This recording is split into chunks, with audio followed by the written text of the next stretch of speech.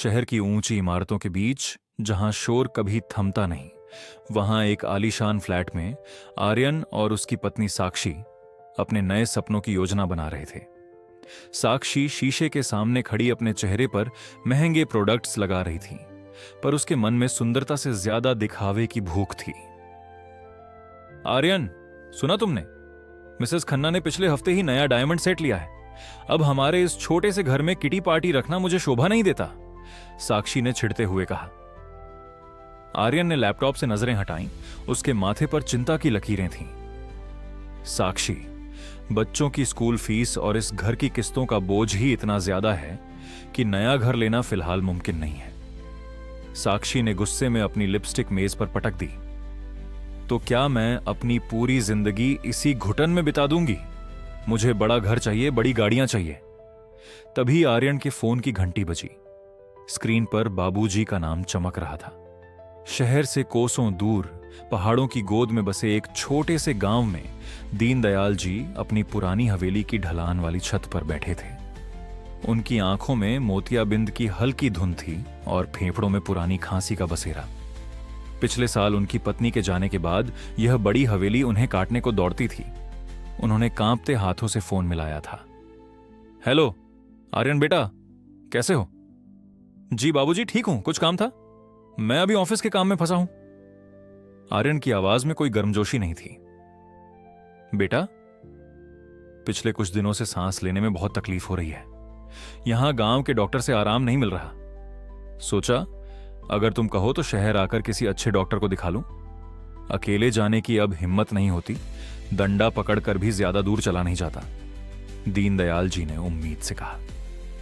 आर्यन कुछ बोलता, उससे पहले ही पास खड़ी साक्षी ने फुसफुसाते हुए कहा, मना कर दो, अभी नया घर देखने जाना है। ऊपर से इनका इलाज और सेवा हम नहीं कर पाएंगे। आर्यन ने बात घुमा दी। बाबूजी, अभी यहां बहुत प्रदूषण है, आपकी तबीयत और बिगड़ जाएगी। आप चाचा के लड़के को बोलिए ना, वो पास ही तो रहता है। दीनदयाल जी का दिल टूट गया। चाचा का लड़का तो अपने परिवार के साथ बाहर गया हुआ था, यह बात उन्होंने बतानी चाहिए, पर आर्यन ने मीटिंग है कहकर फोन काट दिया। दीनदयाल जी आंगन में बैठकर खांस रहे थे, तभी उनके पड़ोसी राघव और उनकी पत्नी अंजलि वहां आए। राघव एक मामूली किराना दुकान चलाता था, पर उसका दिल सोने का था। काका, आपकी आवाज बाहर तक आ रही है, आप ठीक तो हैं? राघव ने पास आकर उनके कंधे पर हाथ रखा। दीनदयाल जी की आंखों से आंसू छलक पड़े। उन्होंने सब सच बता दिया। राघव ने तुरंत अपनी पुरानी कार निकाली और कहा, काका, रिश्ते खून से नहीं, एहसास से होते हैं। चलिए मैं आपको शहर के सबसे बड़े अस्पताल ले चलता हूं। राघव और अंजलि ने 2 दिन अस्पताल में रहकर दीनदयाल जी का इलाज कराया। डॉक्टर ने बताया कि उन्हें संक्रमण है और शुगर भी बढ़ी हुई है। जब दीनदयाल जी थोड़े ठीक हुए तो राघव उन्हें वापस गांव छोड़ने आया। तभी एक ऐसी खबर आई जिसने सबकी नीयत बदल दी। गांव के पटवारी ने घर आकर खबर दी कि सरकार जो नया नेशनल हाईवे बना रही है, उसमें दीनदयाल जी की जो बंजर जमीन थी वह भी आ रही है। उस जमीन का मुआवजा करीब 10 करोड़ रुपए तय हुआ था। यह खबर जंगल की आग की तरह फैली और शहर में आर्यन के कानों तक भी जा पहुंची। जैसे ही आर्यन को 10 करोड़ की बात पता चली, उसका व्यवहार बिल्कुल बदल गया। जो बेटा 2 दिन पहले प्रदूषण का बहाना बना रहा था, वह अगले ही दिन अपनी चमचमाती कार लेकर गांव पहुंच गया। बाबूजी, आप यहां अकेले इस हालत में? मुझे तो रात भर नींद नहीं आई आपकी चिंता में। चलिए अभी के अभी मेरे साथ शहर चलिए, वहां हम बड़े डॉक्टर को दिखाएंगे और आप हमारे साथ ही रहेंगे। आर्यन ने दीनदयाल जी के पैर छूते हुए कहा। साक्षी, जो कभी वृद्ध ससुर का नाम सुनकर मुंह बनाती थी, आज उनके लिए फल और मिठाइयां लेकर आई थी। दीनदयाल जी भोले थे। उन्हें लगा शायद उनके बेटे का दिल पिघल गया है, पर वो ये नहीं जानते थे कि उनके बेटे की नजर उनकी सेहत पर नहीं, उस 10 करोड़ की जमीन के कागजों पर थी। दीनदयाल जी शहर आ गए। शुरुआत के कुछ दिन तो बड़े अच्छे बीते। आर्यन उन्हें रोज ताजे फल खिलाता, साक्षी उनके पैर दबाती। पर जैसे ही मुआवजे की रकम बैंक में आने की तारीख पास आई, दोनों का असली चेहरा दिखने लगा। आर्यन ने एक शाम बातों बातों में कहा, बाबूजी, देखिए बच्चों के दोस्त आते हैं तो उन्हें इस पुराने फ्लैट में शर्म आती है। मैंने एक नया बंगला देखा है, गोल्डन विला, बस 6 करोड़ का है। अगर आप वो जमीन बेचकर पैसा यहां लगा दें तो हम सब ठाठ से रहेंगे, आपकी सेवा भी अच्छे से होगी। दीनदयाल जी ने शांति से कहा, बेटा पैसा तो तुम्हारा ही है, पर मेरी तबीयत। अरे बाबूजी, आप साइन तो कीजिए, फिर देखिए आपकी सेहत के लिए मैं घर में ही छोटा सा अस्पताल बनवा दूंगा। आर्यन ने लालच भरी मुस्कान के साथ कहा। जमीन बिक गई, पैसा आ गया, नया बंगला भी ले लिया गया। लेकिन जैसे ही रजिस्ट्री हुई, दीनदयाल जी की अहमियत उस घर में फालतू पड़े किसी पुराने फर्नीचर जैसी हो गई। एक रात दीनदयाल जी को बहुत तेज दौरा पड़ा, उन्हें सांस नहीं आ रही थी। वो बिस्तर से गिर पड़े और रेंगते हुए आर्यन के कमरे के दरवाजे तक पहुंचे। आर्यन बेटा, दवा, सांस नहीं आ रही। वो बड़ी मुश्किल से बोल पाए। अंदर आर्यन और साक्षी नए बंगले की पार्टी की प्लानिंग कर रहे थे। साक्षी, हमें नई मर्सिडीज लेनी चाहिए, लोग देखेंगे तो दंग रह जाएंगे, आर्यन बोल रहा था। साक्षी ने बाहर से आती हुई खांसी की आवाज सुनकर मुंह सिकोड़ा। आर्यन, तुम्हारे बाबूजी की ये रोज की ड्रामेबाजी शुरू हो गई। जब भी हम कुछ अच्छा प्लान करते हैं इन्हें द्वारा पड़ जाता है। कल दवा ले आएंगे, अभी सोने दो। दीनदयाल जी दरवाजे के बाहर ठंडी जमीन पर पड़े रहे। उनकी आंखों के सामने वो सारा मंजर घूमने लगा, कैसे राघव पड़ोसी ने अपनी मामूली कार में उन्हें अस्पताल पहुंचाया था और कैसे उनके अपने खून ने उन्हें आज मरने के लिए छोड़ दिया। तभी उनकी नजर खिड़की से बाहर पड़ी। पास वाले फ्लैट में वही राघव और अंजलि रहते थे। दीनदयाल जी ने अपनी पूरी ताकत लगाकर पास पड़ा एक फूलदान नीचे गिरा दिया। आवाज सुनकर राघव की नींद खुल गई। उसने बालकनी से देखा कि दीनदयाल जी के कमरे की लाइट जल रही है और वो जमीन पर तड़प रहे हैं। राघव दीवार फांदकर अंदर पहुंचा। उसने देखा कि आर्यन और साक्षी अपने कमरे का दरवाजा बंद करके सो रहे थे। राघव ने जब दीनदयाल जी की हालत देखी तो उसकी रूह कांप उठी। बुजुर्ग इंसान पसीने से लथपथ था और उसके होंठ नीले पड़ रहे थे। राघव ने चिल्लाकर आर्यन को जगाना चाहा। आर्यन भाई, बाबूजी की हालत देखिए, दरवाजा खोलिए। अंदर से आर्यन की बेरुखी भरी आवाज आई। राघव, तुम अपने काम से काम रखो, वो बूढ़े हो गए हैं, थोड़ा बहुत ऐसा होता रहता है, सुबह देखेंगे। राघव ने जब देखा कि आर्यन और साक्षी दरवाजा नहीं खोल रहे हैं तो उसने तुरंत एम्बुलेंस को फोन किया और अपनी पत्नी अंजलि को मदद के लिए बुलाया। वे दोनों दीनदयाल जी को सहारा देकर नीचे लाए और अस्पताल ले गए। डॉक्टर ने बताया कि अगर थोड़ी भी देरी होती तो फेफड़ों के संक्रमण और बढ़े हुए शुगर की वजह से कुछ भी अनहोनी हो सकती थी। उधर सुबह जब आर्यन और साक्षी सोकर उठे तो उन्हें लगा कि बाबूजी कमरे में ही होंगे।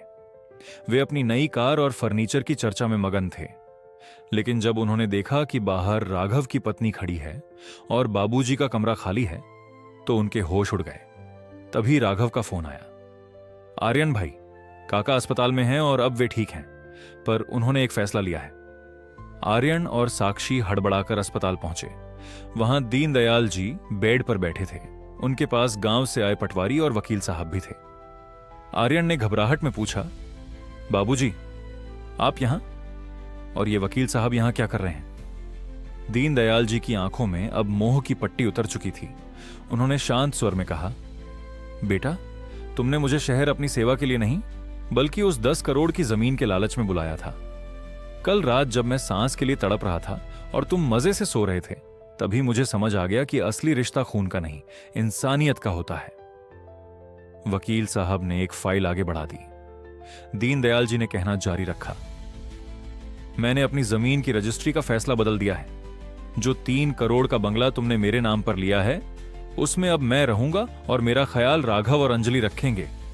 बाकी के 7 करोड़ मैंने एक ट्रस्ट को दान कर दिए हैं जो बेसहारा बुजुर्गों के लिए अस्पताल बनाएगा। साक्षी के चेहरे का रंग उड़ गया। वह चिल्लाई, पर बाबूजी, हमारा क्या होगा? हमने तो सारी उधारी इस पैसे के भरोसे ली है। दीनदयाल जी ने कठोरता से कहा, तुमने अपनी खुशियों के लिए मेरे फेफड़ों की हवा तक बेच दी थी। अब तुम अपने उसी पुराने फ्लैट में जाओ और मेहनत करके अपनी किस्तों का बोझ उठाओ। यह बंगला अब उन लोगों के लिए है जो रिश्तों की कद्र करना जानते हैं। आर्यन और साक्षी को अस्पताल से बाहर निकाल दिया गया। वे अपनी नई खड़ी की हुई आलीशान दुनिया को ताश के पत्तों की तरह ढहते देख रहे थे। दीनदयाल जी ने राघव का हाथ पकड़ा और कहा, चलो बेटा, अब नए घर चलते हैं, जहां कम से कम सांस लेने के लिए प्यार की हवा तो होगी। दीनदयाल जी अब उस आलीशान बंगले में रहने लगे थे जिसे कभी आर्यन और साक्षी ने अपने ऐश व आराम के लिए चुना था। लेकिन अब उस घर की रौनक बदल चुकी थी। राघव और अंजलि अपने बच्चों के साथ ऊपर वाले हिस्से में रहने आ गए थे ताकि वे हर पल दीनदयाल जी की देखभाल कर सकें। उधर आर्यन और साक्षी की हालत दिन ब दिन बिगड़ती जा रही थी। जिस मुआवजे के पैसे पर उन्होंने कुंडलियां मारकर बैठने का सपना देखा था, वह उनके हाथ से रेत की तरह फिसल गया था। उधार लिए गए पैसों और नई गाड़ी की किस्तों ने उनकी कमर तोड़ दी थी। एक शाम आर्यन अपनी पुरानी टूटी हुई कार लेकर बंगले के बाहर खड़ा हुआ। उसने देखा कि उसके बाबूजी गार्डन में राघव के बच्चों के साथ खिलखिलाकर हंस रहे हैं। वही बाबूजी जो कुछ दिनों पहले मौत की दहलीज पर खड़े थे, आज इतने खुश दिख रहे थे जैसे उन्हें नई जिंदगी मिल गई हो। साक्षी भी अब अपनी किटी पार्टी और शॉपिंग भूल चुकी थी। अब उसे घर चलाने के लिए पाई पाई का हिसाब रखना पड़ता था। वह आर्यन को कोसती रहती, अगर उस रात हमने दरवाजा खोल दिया होता और बाबूजी को अस्पताल ले गए होते तो आज हम सड़क पर ना होते। आर्यन ने हिम्मत जुटाकर गेट की घंटी बजाई। राघव ने दरवाजा खोला और आर्यन को अंदर बुलाया। आर्यन अपने बाबूजी के पैरों में गिर पड़ा और फूट फूट कर रोने लगा। बाबूजी, मुझे माफ कर दीजिए। लालच ने मेरी आंखों पर पट्टी बांध दी थी। मुझे पैसे नहीं चाहिए, बस अपना बेटा मानकर गले लगा लीजिए। आर्यन गिड़गिड़ा रहा था। दीनदयाल जी ने उसे सहारा देकर खड़ा किया और धीमे स्वर में बोले, बेटा, मैंने तुम्हें माफ तो उसी दिन कर दिया था जब मैं राघव के साथ अस्पताल जा रहा था, पर यह बंगला अब तुम्हारा नहीं है।